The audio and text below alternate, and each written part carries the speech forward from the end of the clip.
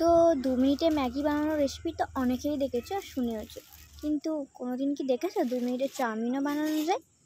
তো আজকে আমি সেটাই তোমাদের সাথে শেয়ার করতে এসেছি। তো স্টার্ট করা যাক। তো দেখো, আমি চাউমিনটা সেদ্ধ করে নিয়েছি। আমার চাউমিনটা সেদ্ধ হয়ে গেছে। এবার আমি কড়া থেকে চাউমিনটা একটা ঝুড়িতে নামিয়ে কিছুক্ষণের জন্য জলটা ঝরতে দিয়ে দেবো। আর দেব কড়ায় 1 পলা সরিষার তেল। তোমরা এখানে চাইলে রিফাইন অয়েলও ইউজ করতে পারো। তো আমি ডিমটা ভেজে নেব।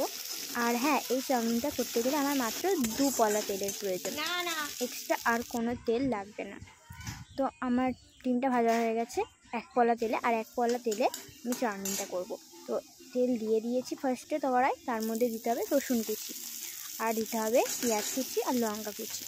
তো এই তিনটে ভালো করে যখন সেদ্ধ হয়ে আসবে, ভাজা ভাজা হয়ে আসবে, তারপরে তার মধ্যে দিয়ে দিতে হবে টমেটো সস। তো টমেটো সস আমি দিয়ে দিয়েছি। আর কি দিতে হবে বলো তো? আর দিতে হবে soya sauce. Soya sauce add করার পর আমাদের 2 মিনিটের মতো গ্রেভিটাকে একটু নাড়াচাড়া করে নিতে হবে। তো আমাদের গ্রেভিটা যখন রেডি হয়ে যাবে, গ্রেভিটা রেডি হয়ে যাওয়ার পর আমাদের কিচ্ছু এখানে দরকার নেই দেওয়ার।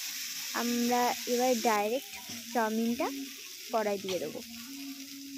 আর চাউমিনটা দেওয়ার পর তোমরা এর মধ্যে একটু নুন অ্যাড করতে পারো, যেহেতু সয়া সসে অনেকটা নুন আছে, আর আমি নুনটা দিয়ে সেদ্ধ করেছিলাম, তাই আমি আর আলাদা করে নুন অ্যাড করিনি লাস্টে।